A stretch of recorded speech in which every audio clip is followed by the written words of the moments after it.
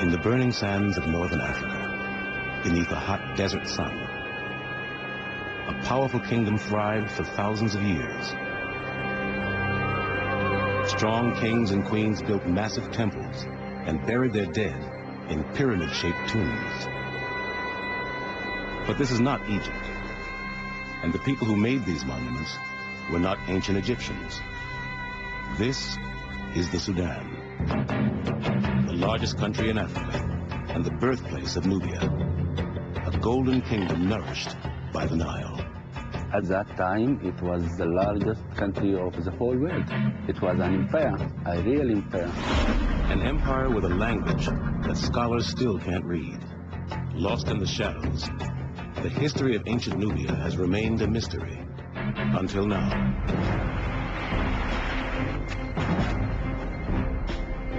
You have the chance to find something for the first time. We're writing the history books right now from the antiquities of this country. From the ground comes evidence of sacred rituals.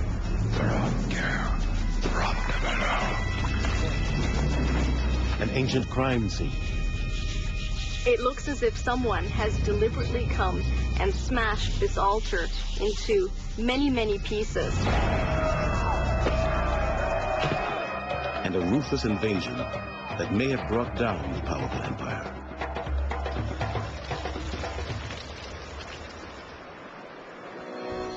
Turning detective, these archaeologists will use the tools of their trade to piece together the final days of a lost city and bring to life a forgotten kingdom, a land called Nubia.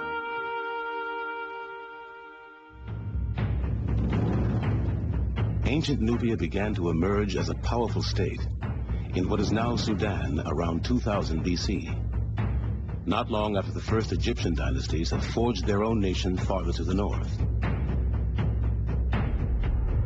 From the beginning, Nubian rulers and their formidable armies of skilled archers were perceived by the Egyptians as a force to be reckoned with, and a dangerous competitor for control of the southern reaches of the Nile. For many years, Egyptian pharaohs held sway over their southern adversaries. But there came a time when the Nubians turned the tables and conquered Egypt. Rivals at war, partners in trade, the history of these two nations would be intertwined for millennia. Today, it's the Egyptians who bask in the limelight, but the story of one of their greatest rivals is beginning to emerge from the shadows. The Nubians were African, sophisticated and artistic. They flourished independently of Egypt for thousands of years. Rich veins of gold brought Nubian rulers great wealth. Artists excelled at fashioning the precious metal into jewelry to adorn their royal patrons. Ceramics produced by Nubian potters were considered some of the finest in the ancient world.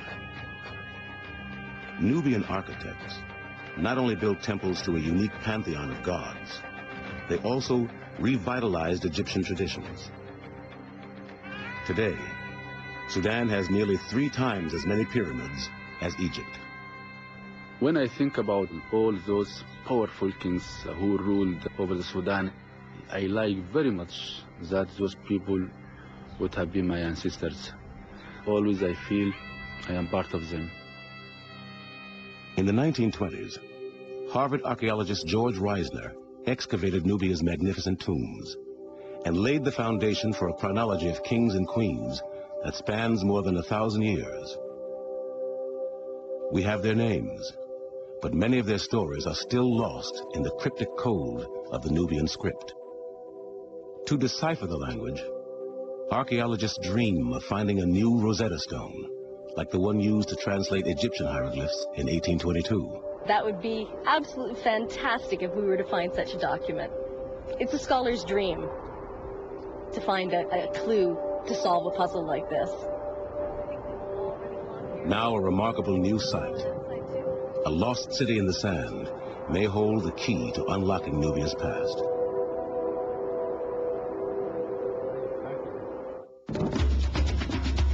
Archaeologists Julie Anderson and Salah Ahmed must travel 220 miles north of Khartoum. It takes 9 dust-choked hours to reach their destination, the modern village of Dangale. The site lies hidden beneath mysterious mounds of sand near the center of town. It's a well-preserved Nubian city, 2,000 years old, and some 24 football fields in size. European explorers passed through this remote corner of northern Sudan in the 1800s. They left record of red brick rubble-strewn mounds. But it wasn't until Julian Salah explored the site 3 years ago that the existence of an ancient city was finally confirmed. We started digging, and in the first 20 minutes, we found what looked like a floor, and we started clearing it off, and then we found the edges, and we realized it was a huge wall we were standing on. It wasn't a floor at all. It was quite a shock. We suddenly began to understand that the site was absolutely huge, much, much larger than we had ever anticipated.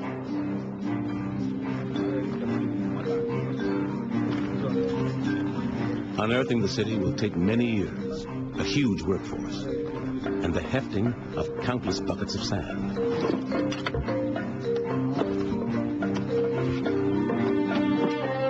But already, an impressive structure is coming to light.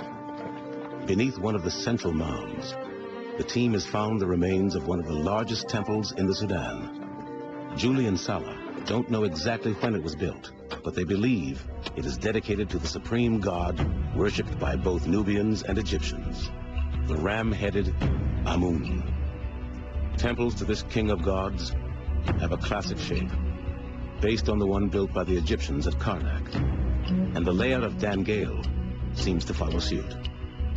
After several months of hard labor, the workmen have moved over 1 million pounds of sand and exposed one of the finest paved courtyards Salah has ever seen.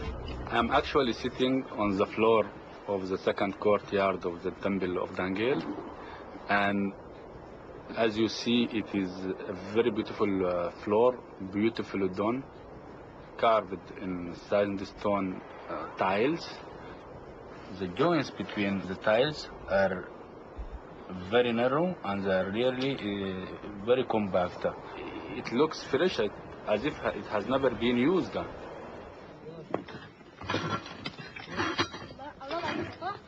In another part of the temple, Julie has unearthed the remains of a large sandstone column.